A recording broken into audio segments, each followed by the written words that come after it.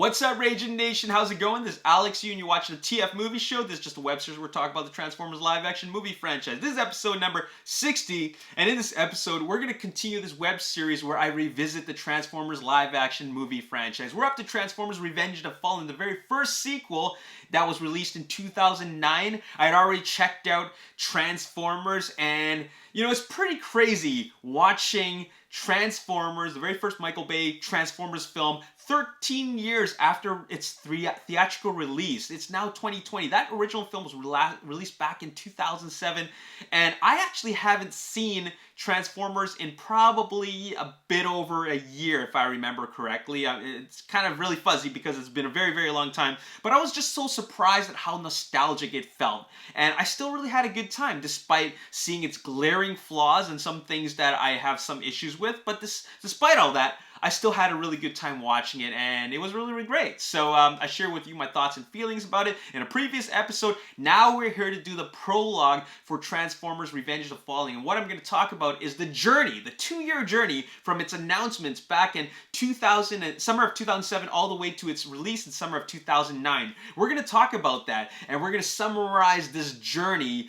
It's a 2-year journey in this video. So that's something I'm really excited to talk about, because back then there was no Ragin Nation. Ragin Nation started in 2010, so I was really just following what I could find on the internet. The forums, websites, movie websites and all that stuff, Transformers sites.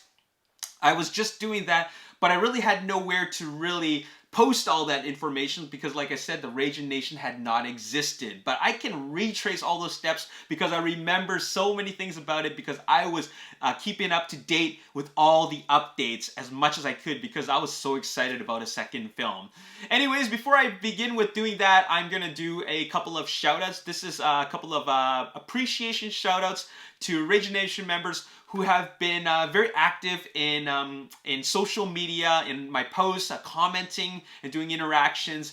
So in no particular order, I'd like to thank Castle Knox IV, Karema Cork, Cornelia Smith, Martin Duyez, Ty Hurd, Tyler Wolf, and Andrew Sparks. Thanks so much for your comments and your interactions on my posts. I really, really appreciate it, and thank you for following me for so many years. I know there's not a lot of content for the new Transformers film, but at least we can talk about and go back in time and talk about these other films, all right? So let us begin.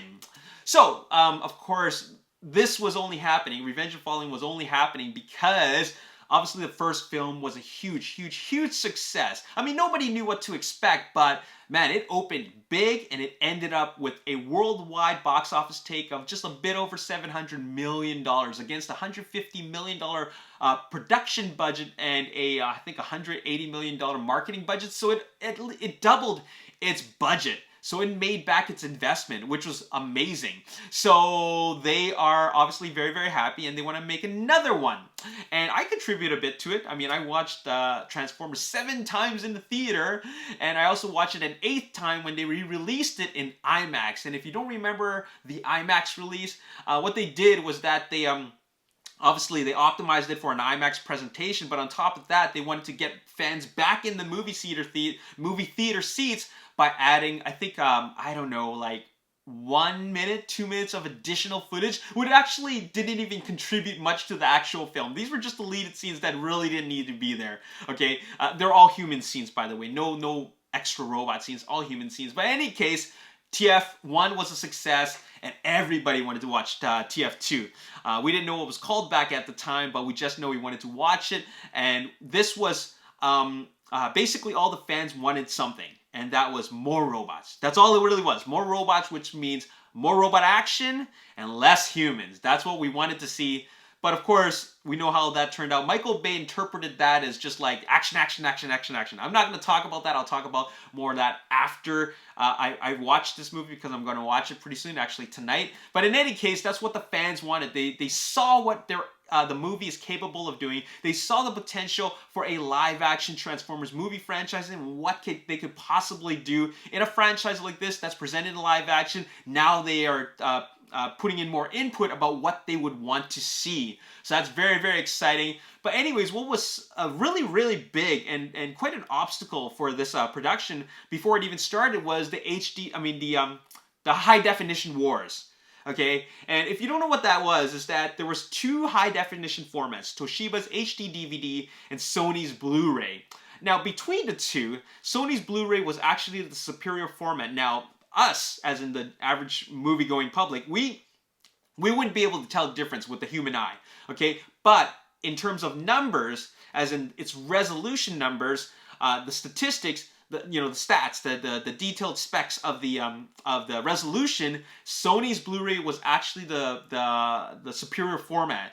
Obviously, Michael Bay knew about this, but for some reason, Paramount decided to release Transformers, the very first Transformers film, on HD DVD, Toshiba's HD DVD. Michael Bay wasn't having it. He said that, I can't remember the exact quote, but he says like, I want my film presented in the best possible format. To have it presented in an inferior format like Toshiba's HD DVD is, it's kind of an insult for my film. So because of that, no Transformers 2 for me. And this began a tradition of Michael Bay always declaring that he didn't want to make another Transformers sequel, okay? But we know how that turned out. Anyways, the HD wars was over. Sony's Blu-ray won. Toshiba's HD DVD became obsolete. And then so therefore, Michael Bay ended up getting what he wanted, and that is his film to be presented on Sony's Blu-ray. So everybody lived happily ever after. Now, between then and the announcement of Transformers 2, we knew that Transformers 2 was happening, but we didn't get much more information than that. And because of that, at that time there was no, Michael Bay wasn't on social media, as in Twitter, Facebook, Instagram, all that. He wasn't on any of that. Excuse me, just needed to crack my neck. But he had his very own website, michaelbay.com, or otherwise known as shootfortheedit.com. And what was very, very popular over there was the forums, the Shoot for the Edit forums.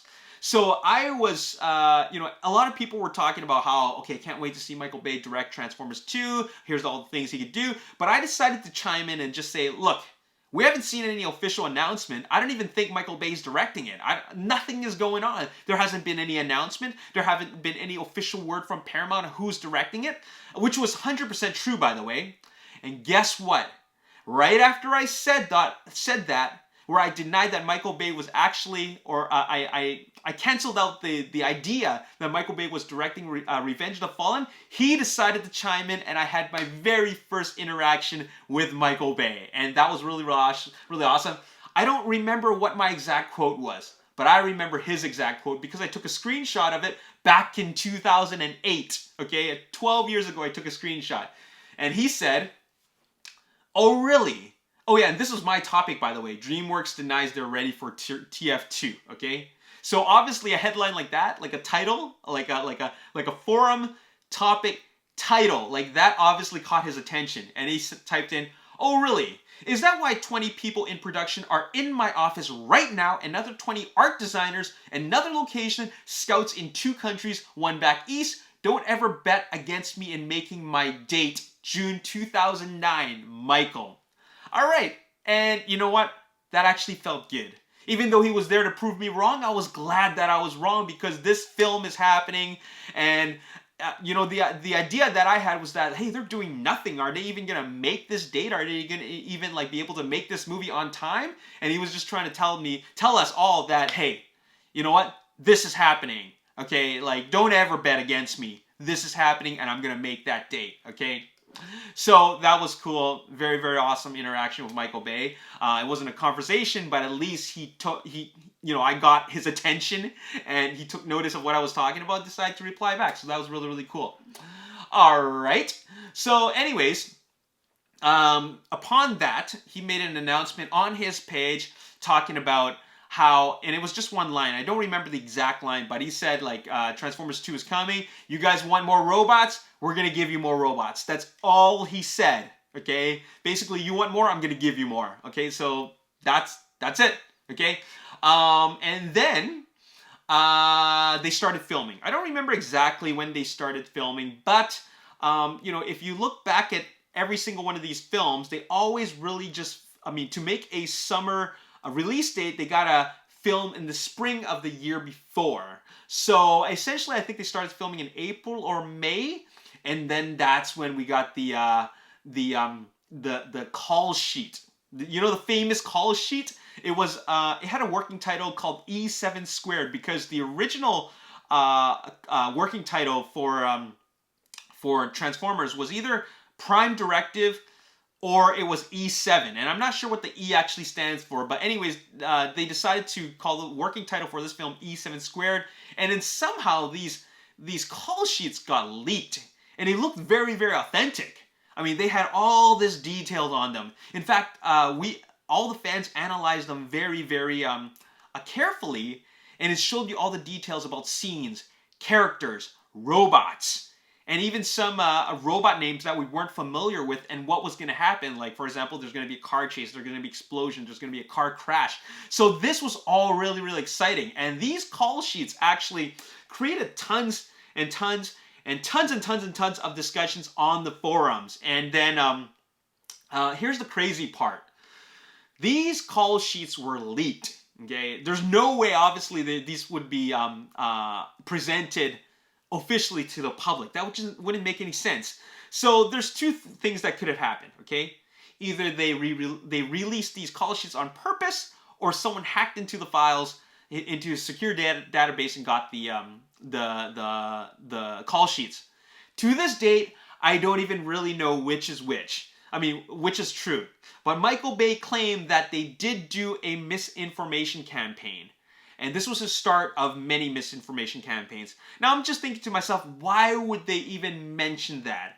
Why would Michael Bay even mention that they started a misinformation campaign to even to release fake information out there and admit that there's fake information out there? Because by doing that, you're kind of thwarting your own plans. So I don't, to this date, 11 years after the release of Revenge of the Fallen, I don't believe that they actually intentionally leaked false call sheets. I don't believe that at all. I think Michael Bay was actually just trying to save, he's trying to make a save for what happened, and that was call sheets, his computer being hacked into, and then these call sheets being leaked. Okay, I think that it was actually hacked into and leaked. I personally believe that, but Michael Bay was trying to make a save by saying that, hey, we released those on purpose. Now, if you look back at the call sheets, what was presented in those call sheets, those action sequences, was actually what really happened in the movie. Okay, it talked about these twins, it talked about an ice cream truck, it talked about the RC sisters and Sideswipe. It talked about all these things, even though some of those characters might not have been called exactly those names. It talked about those characters doing exactly what we saw in the Shanghai scene of Revenge of the Fallen. So how can you say that that's misinformation? So I think that Michael Bay was trying to make a save because of the hack. All right, that's my personal belief. If you disagree, then tell me why you think so in the comment section below. Anyways, so like I said before, we saw characters like twins, RC, Sideswipe, ice cream truck, and all that stuff, right? And so that started getting us really, really excited. And then we, of course, saw these set reports of these sleek cars. In fact, there was a time when I thought it was the brand new Acura NSX. It actually ended up being the prototype Stingray Corvette, which never went into production. It was just for the movie, but still. It was just really exciting to see that they put in like an Audi R8 and other vehicles, and so very, very, very cool. We also saw, what else did we see? Let me see if I wrote this down. No, okay. Oh yeah. So we also saw the Can-Am Spider. Okay, the what do you call those? Nest Forces. We saw photos or detailed set reports of these military vehicles from Nest. We even saw the Nest logo, and we saw like these Humvees with miniguns mounted on them. We saw Can-Am Spiders. We saw motorcycles. So we were all theorizing what they could be. Some people even said that Ravage would be the Can-Am Spider, which means to say that they're open-minded to Ravage not being a cassette. But in any case, it generated all kinds of discussion. Now, that was all very exciting until something terrible happened, and that was, this is such poor timing, the writer's strike. Remember the writer's strike? This was a major obstacle in the production of Transformers. That happened, and it happened for, I think, 6 to 8 weeks. So, because of that, this put a huge, huge delay because the writers had to They had to picket because their contracts were up, or there's something having to do with unions, or they had to ask for higher salaries. I don't know. Okay, I don't know the whole deal behind that. I don't know the legal stuff behind that and what they're fighting for. At the end of the day, it's more money, but still, this really put like a strike, or not a strike, like an obstacle in front of the production, and for 2 months nothing could happen. It was just on hiatus, and we were just waiting and waiting and waiting for something to happen. Finally, okay, Michael Bay had actually locked the original writers, Roberto Orci and Alex Kurtzman, and another writer, a third writer, Aaron Kruger, in a hotel room where they were just going to write the whole thing uninterrupted, and that was that, okay? Finally, production started happening again, okay? Finally, things could move forward, but then it really made a huge rush on the production. Like, they had to start going bang, bang, bang, bang, bang. And, you know, if you know Michael Bay, like I know Michael Bay, not that I know him personally, but I know how he works because I've seen his behind-the-scenes stuff, and I've seen how all his interviews, he likes to shoot fast. He's accustomed to shooting fast. While he's shooting here, there's already a setup happening there and another set. Like, they've got it all worked out, okay? So that way, when they're done, they're moving on to the next one and they're ready to shoot. So he works fast, and like he said before when he had an interaction with me, he was gonna make his date, okay? So, anyways, let's talk about some highlights, okay? During filming, these are the things that I remember that happened. Okay, the Witwicky house that they filmed at caught on fire. Remember that? You guys remember that? That was, of course, the result of some pyrotechnics happening, because in the movie, that scene where Bumblebee shot at it, huge explosion, the house caught on fire. Thankfully, it was a section that they added on to the actual house that was meant to explode, but it actually, part of the house caught fire, so that wasn't very good. Do you remember a behind-the-scenes footage that was caught by spies? There was a scene where in a university campus, everybody was running. There was smoke, but then we saw Alice, who was played by I forgot her name. Okay, she was just walking casually while in one direction, while everybody was running the opposite direction, and then a lot of people speculated on that. Because why? First of all, she's dressed really, really sexy. One-piece dress and all. Heels and all that. Okay, the whole nine. Okay, Michael Bay style, of course. Why is she looking like that? Walking so casually. There's danger happening all around. But then everybody was, running the opposite direction, panicking. So that's when the theories came out that she was a pretender. Okay, we know how that turned out. She was the very first Decepticon pretender. And so, yeah. That was a pretty good prediction. Another thing that was a highlight was the last minute reveal of Jolt. This was like, they had already filmed so much stuff, okay, in various locations. Then finally, out of nowhere, there was the reveal of the Chevy Volt. A purple Chevy Volt, and everybody was wondering what it could be. There was only one footage of it, and that was this, it was just driving on the highway. And them revealing it, pulling the tarp off of it, and revealing the Chevy Volt. And then we knew that was part of the production. We knew that was going to be an Autobot, but it was just so last minute. And like I said, we know how that turned out because Jolt ended up having the least amount of screen time and no lines. So last minute addition there. But you know how these productions work. You know, these car companies just keep on sending cars to Michael Bay's office, and then they say, can you put this in? Yeah, we'll put them in. Let's write a part for them. And that's that. Okay, next, of course, there was a Can-Am Spider, that three-wheel trike. That was really cool. Another thing that was a highlight was dropping the Moab on Egypt. Okay, the desert. Okay, Moab stands for Mother of All Bombs. Okay, they wanted to do a record-breaking, biggest explosion ever on film.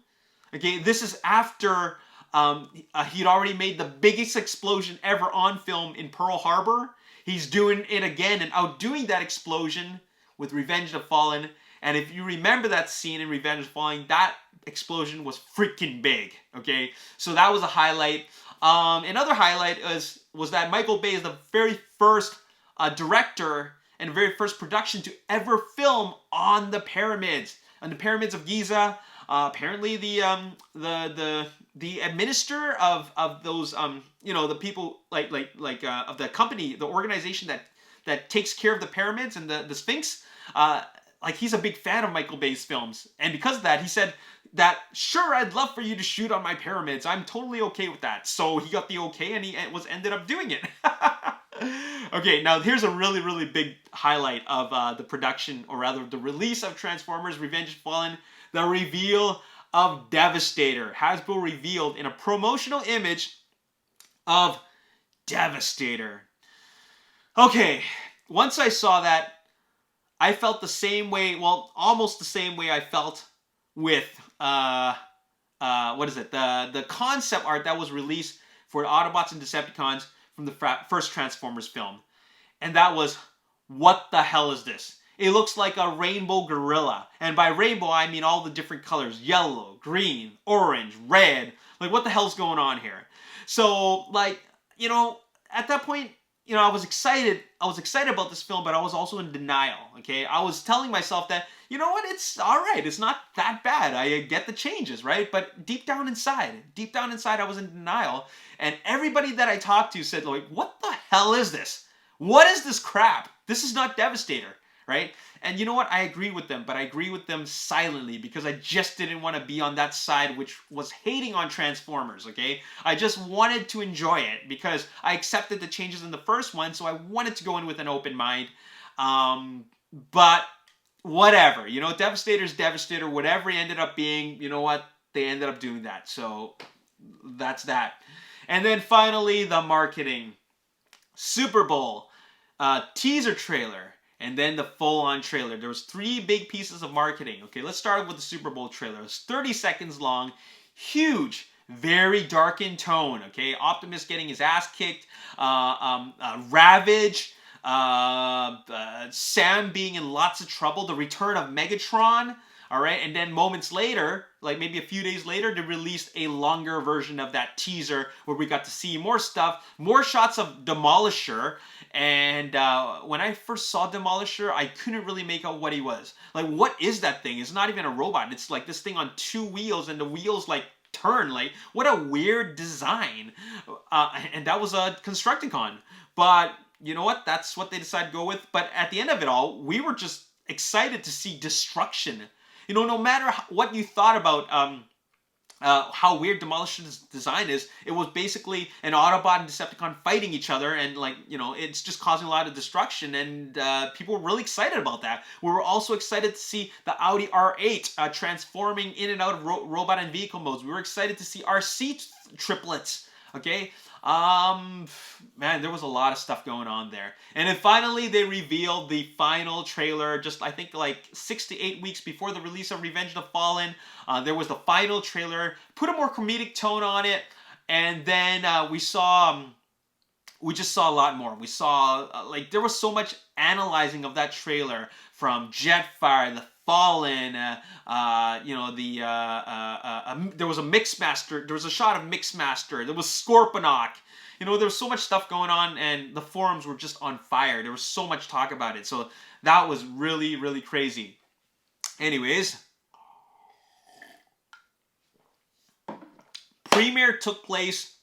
world premiere took place in Tokyo, Japan. Very, very appropriate. After all, that's the birthplace of Transformers. That was a pretty big deal. That was, like, Transformers ended up, the movies being recognized on a more international level.